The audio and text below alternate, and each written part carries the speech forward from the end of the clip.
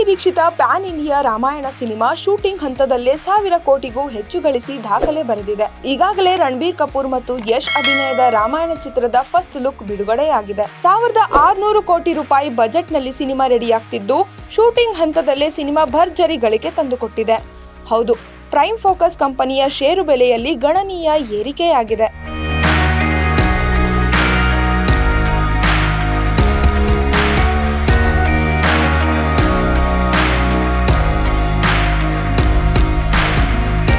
ರಾಮಾಯಣ ಸಿನಿಮಾದಲ್ಲಿ ಬಾಲಿವುಡ್ ನಟ ರಣಬೀರ್ ಕಪೂರ್ ರಾಮನಾಗಿ, ರಾಕಿಂಗ್ ಸ್ಟಾರ್ ಯಶ್ ರಾವಣನಾಗಿ ದೊಡ್ಡ ಪರದೆಯ ಮೇಲೆ ಮಿಂಚಲಿದ್ದಾರೆ. ಫಸ್ಟ್ ಲುಕ್ ಟೀಸರ್ ರಿಲೀಸ್ ಆದಾಗಿನಿಂದಲೂ ಸಿನಿಮಾ ಭಾರೀ ಸೆನ್ಸೇಷನ್ ಸೃಷ್ಟಿಸಿದೆ. ರಾಮಾಯಣದ 2 ಭಾಗಗಳ ಬಜೆಟ್ 1,600 ಕೋಟಿ ರೂಪಾಯಿ ಆಗಿದ್ದು, ಮೊದಲ ಭಾಗಕ್ಕೆ 835 ಕೋಟಿ ರೂಪಾಯಿ, ಎರಡನೇ ಭಾಗಕ್ಕೆ 700 ಕೋಟಿ ರೂಪಾಯಿ ಅಂತ ಚಿತ್ರತಂಡ ಮೀಸಲಿಟ್ಟಿದೆ. 2026ರ ದೀಪಾವಳಿಯಂದು ಬಿಡುಗಡೆಯಾಗುತ್ತಿರುವ ರಾಮಾಯಣ ಸಿನಿಮಾ ಈಗಾಗಲೇ 1,000 ಕೋಟಿ ರೂಪಾಯಿ ವ್ಯವಹಾರ ಮಾಡಿದೆ.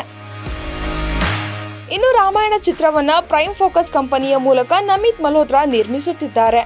ಈ ಕಂಪನಿಯು 2006ರಿಂದ ಭಾರತೀಯ ಷೇರು ವಿನಿಮಯ ಕೇಂದ್ರದಲ್ಲಿ ಸದ್ದು ಮಾಡುತ್ತಿದೆ. ಕೆಲವು ದಿನಗಳ ಹಿಂದೆ ರಾಮಾಯಣದ ಟೀಸರ್ ರಿಲೀಸ್ ಆಗಿದ್ದು, ಕಂಪನಿಯ ಷೇರು ಬೆಲೆ 30% ಹೆಚ್ಚಾಗಿದೆ. ಜೂನ್ 25ರಿಂದ ಜುಲೈ 1ರ ನಡುವೆ ನಮಿತ್ ಮಲ್ಹೋತ್ರಾ ಅವರ ಪ್ರೈಮ್ ಫೋಕಸ್ ಚಿತ್ರದ ಪಾಲು 30% ಏರಿಕೆಯಾಗಿದೆ. 113.47 ರೂಪಾಯಿ ಇದ್ದ ಷೇರು 149.69ಕ್ಕೆ ಏರಿಕೆಯಾಗಿದ್ದು, 1,000 ಕೋಟಿಗೂ ಹೆಚ್ಚು ಆದಾಯ ಬಂದಿದೆ. ಶೂಟಿಂಗ್ ಹೊತ್ತಲ್ಲೇ ರಾಮಾಯಣ ಸಿನಿಮಾದ ಸಾಧನೆ ಭಾರೀ ಸೆನ್ಸೇಷನ್ ಸೃಷ್ಟಿಸಿದೆ.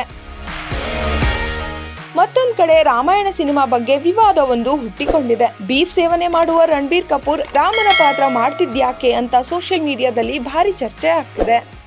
ಲೇಟೆಸ್ಟ್ ಹಾಗೂ ಇಂಟ್ರೆಸ್ಟಿಂಗ್ ಸುದ್ದಿಗಳಿಗಾಗಿ ಬಾಸ್ ಟಿವಿ ಕನ್ನಡ ಚಾನೆಲ್ನ ಸಬ್ಸ್ಕ್ರೈಬ್ ಮಾಡಿ. ಹಾಗೆಯೇ ಬೆಲ್ ಐಕಾನ್ ಪ್ರೆಸ್ ಮಾಡಿ.